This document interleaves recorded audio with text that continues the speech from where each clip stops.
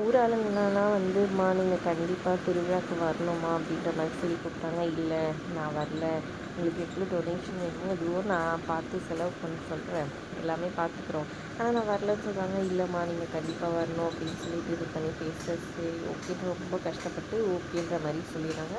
அப்புறம் ஜானு போயிட்டு அவங்க பையன்கிட்ட வந்துட்டு பேசிகிட்டு இருக்காங்க. இதை நினச்சி ஃபீல் பண்ணிகிட்ருக்காங்க, ஏதோ பழசு நடந்தது வச்சு.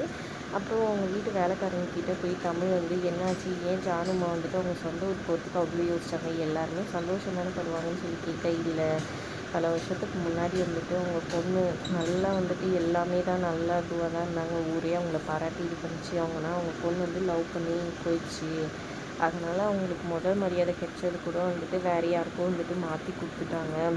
அதில் ரொம்ப இதுவாயிட்டாங்க. அப்புறம் அவங்க பையனுக்கும் ஆக்சிடென்ட் ஆகிட்டனால இங்கேயே இருந்துட்டாங்க அம்மா 22 வருஷமா. அதான் யோசிக்கிறாங்கன்னு சொல்கிறாங்க. ஓ சரி சரின்ற மாதிரி தமிழ் இது பண்ணிக்கிறாங்க. இதை பற்றி ஜானு கிட்ட கேட்காதீங்க, அவங்க ரொம்ப கோவப்படுவாங்கன்னு சொல்லிடுறாங்க. அப்புறம் இந்த மாதிரி கோயில் ஊருக்கு போகணுன்னால நீ கண்டிப்பாக என் கூட வரணுன்ற மாதிரி ஜானு சொல்லிடுறாங்க தமிழ்கிட்ட. தமிழும் ஒத்துக்கிறாங்க. தமிழ் அதுக்கப்புறம் வீட்டுக்கு போனால் அவங்க தங்கச்சி வந்துட்டு லேப்டாப்பு ஃபோன் எல்லாம் வச்சுட்ருக்காங்க. இதெல்லாம் ஏதுடின்னு சொல்லி கேட்க, லேப்டாப் காலேஜில் கொடுத்தாங்க, ஃபோன் ஏதுடின்னா என் ஃப்ரெண்டு கொடுத்தாங்கன்னு சொல்கிறாங்க. இவ்வளோ காஸ்ட்லி ஃபோன் ஃப்ரெண்டு கொடுத்தாலா, வேறு ஃபோன் வாங்கிட்டா, செகண்ட் ஹேண்ட் ஃபோன் அதான் எனக்கு கொடுத்துட்டா, உனக்கு என்ன பிரச்சனை, இப்போ நான் காலேஜ்க்கே போகக்கூடாதா, எதுனா வேலைக்கு சேர்த்துரு, நானும் வேலைக்கு போகணுன்னு தானே நினைக்கிறேன் நீ அப்படின்ற மாதிரி கத்தி கூப்பாடு போடுறாங்க. சரி சரி விடு அப்படின்ற மாதிரி சமாளிச்சுறாங்க தமிழ். அதுக்கப்புறம் இந்த மாதிரி நாளைக்கு நம்ம ஊருக்கு போகணும், சாமி கும்பிட்டு வருவோம்ல வருஷம் வருஷம் போயிட்டு வரலான்னு சொல்கிறாங்க. போகலாமா அப்படின்னு சொல்கிறாங்க. ஆனால் நாளைக்கு வந்துட்டு இந்த மாதிரி அவங்க சொந்த ஊருக்கு போகணுன்னு ஜானும்மா கூப்பிட்டாங்க. அதான் என்னோடய வேலைம்மா, என்னால் மறுக்க முடியல, அதனால நான் போகிறேன், நீங்கள் வேணால் போய் சாமி கும்பிட்டு வந்துடுங்கன்னு சொல்கிறாங்க. சரிடி நீ போ, அதுதானே ரொம்ப முக்கியம், எப்படி இருந்தாலும் வேலை தானே, நீ போயிட்டு வா அப்படின்ற மாதிரி சொல்லிடுவாங்க.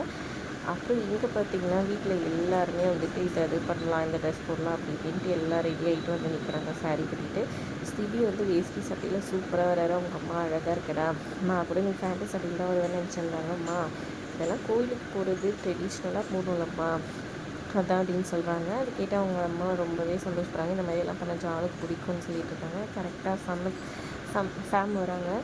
அப்போ என்ன சாமி இதெல்லாம், இப்படி இப்படியெல்லாம் வரக்கூடாது, ட்ரெடிஷ்னலாக கோயிலுக்கு சாமி கும்பிட போகும்போது அழகாக தழைய ஆஃப் சாரி கட்டிக்கிட்டு பூவெல்லாம் வச்சுக்கிட்டு வளையலெல்லாம் போட்டுக்கிட்டு நல்லா அழகாக பொட்டெல்லாம் வச்சுக்கிட்டு வரணும், கொலுசெல்லாம் போட்டுட்டு அப்படின்னு சொல்கிறாங்க. அவள் தானே சரி ஓகே நான் போகிறேன் அப்படின்ற மாதிரி சொல்லிவிட்டு அவங்க போய் போட்டுட்டு வரதுக்காக போகிறாங்க. கொஞ்ச நேரத்தில் பார்த்திங்கன்னா தமிழ் வராங்க. தமிழ் அப்படியே ஒரு சொன்ன ஆஸ்பெக்டில் வந்திருக்காங்க.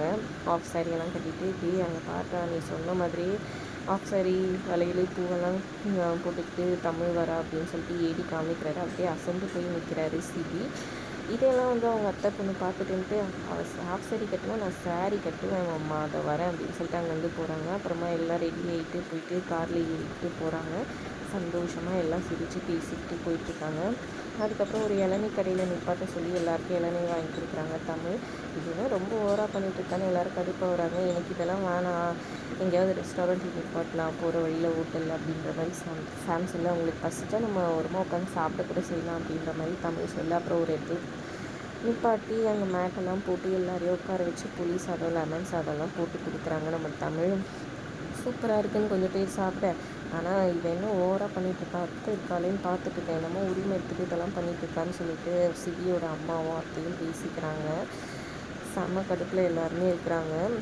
ஒரு பக்கம் போகிற வழியை பார்க்கும்போது தமிழ் வந்துட்டு இது நம்ம தாத்தா ஊர் மாதிரி இருக்குது அப்படின்னு சொல்கிறாங்க. இதுதான் எங்கள் சொந்த ஊர் அப்படின்னு சொல்கிறாங்க. அந்த கோயிலெல்லாம் காமிச்சிட்டு ஜானு காமிச்சிட்டு போகிறாங்க. என்னடா இது, இதெல்லாம் பார்க்கும்போது நம்ம தாத்தா ஊர் மாதிரி இருக்குது, ஜானுக்கும் இந்த ஊருக்கு என்ன சம்மந்தம், நமக்கும் ஜானுக்கும் ஏதாவது சம்மந்தம் இருக்குமோன்னு யோசிச்சுக்கிட்டே போகிறாங்க. ஜானு தன்னோட சொந்த பாட்டின்றதை தெரிஞ்சுப்பாங்களா, அம்மாவோட அம்மான்றதை தெரிஞ்சுப்பாங்களா தமிழ்ன்றதை பொறுத்திருந்து பார்க்கலாம். வீடியோ பிடிச்சிருந்தா லைக் பண்ணிக்கோங்க. தேங்க்ஸ் ஃபார் வாட்சிங்.